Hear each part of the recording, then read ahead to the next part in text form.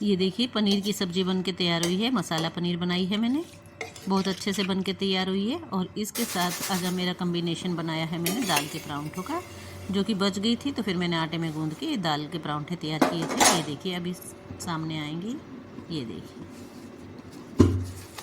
कितने अच्छे से सॉफ्ट सॉफ्ट तैयार हुए हैं परांठे। राधे राधे फ्रेंड, जय श्री कृष्ण। कैसे हैं आप सब? उम्मीद करती हूँ आप सब स्वस्थ होंगे, खुश होंगे।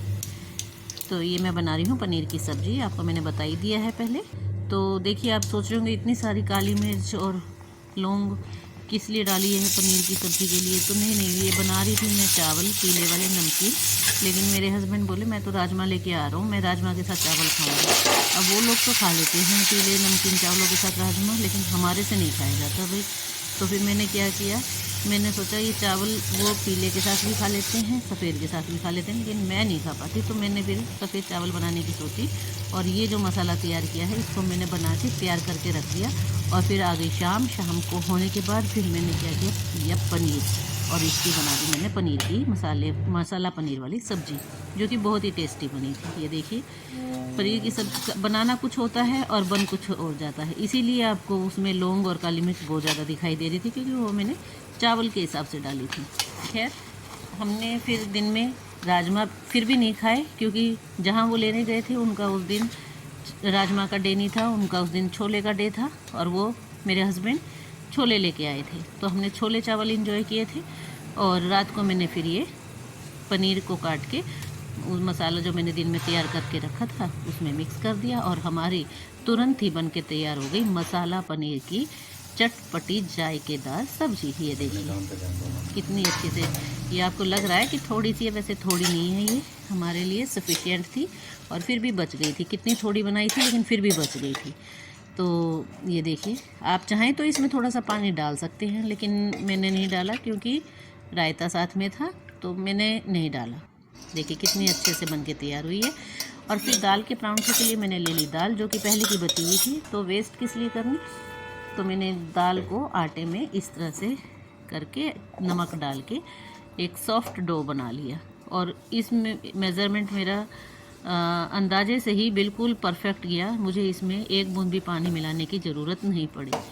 और देखिए मिलाते डुलाते मैंने इसको अच्छे तरह से मिक्स कर लिया। और इसी बीच में ना हस्बैंड की और बेटे की बातचीत चल रही थी। बातचीत क्या चल रही थी, ये कि जो टीवी है उस पे चैनल है वो सही नहीं आ रहे, प्रोग्राम्स नहीं आ रहे। क्यों? क्योंकि 2-3 दिन पहले आंधी आई थी और उसके कारण तार वगैरह हिल गई थी, तो डिश वगैरह की कमी थी, तो फ़ोन करना याद नहीं रहा या किया नहीं, क्या चक्कर रहा, तो उस बारे में बात कर रहे थे आपस में।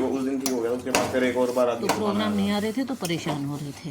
तो इसी तरह से मैंने ये आटा गूंद लिया। तो वो बात करते करते भूल गया कि वो मेरी वीडियो शूट कर रहा है, और उसने सारे आटे गूंदने की ये वीडियो शूट कर डाली, जो कि मैंने पूरी डाल भी दी। मैंने कट नहीं किया, क्योंकि आप लोगों को दिखाना भी था कि देखिए मैंने एक बूंद भी पानी का इस्तेमाल नहीं किया है।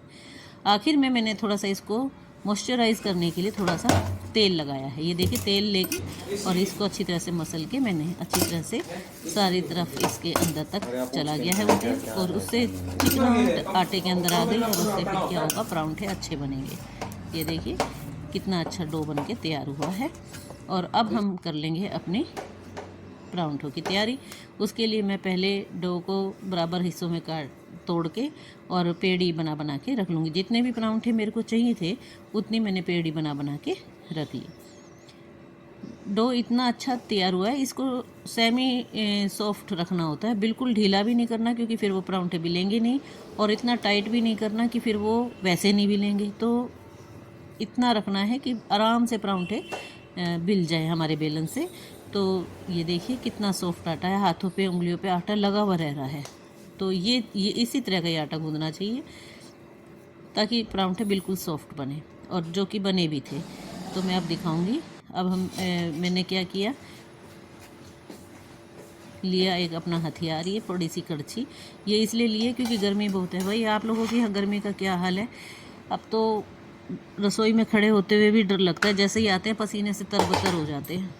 तो मैंने ली लोई और उसके बीच में लगाया घी, और फिर तिकोने परांठे बना दिए।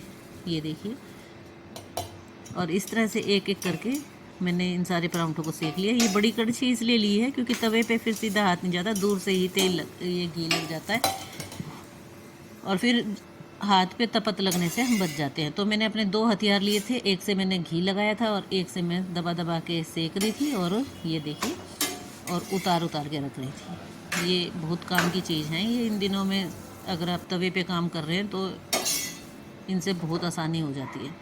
तो इस तरह से करके मैंने एक एक करके अपने सारे परांठों को बना के तैयार कर लिया।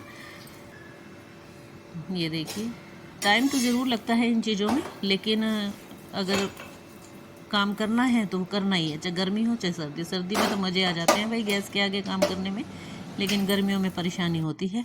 लेकिन बचा नहीं जा सकता इन चीज़ों से, कोई भी गृहिणी नहीं बच सकती, सबको बनाने ही होते हैं। आप भी बताइए, बनाते तो हैं ही आप भी।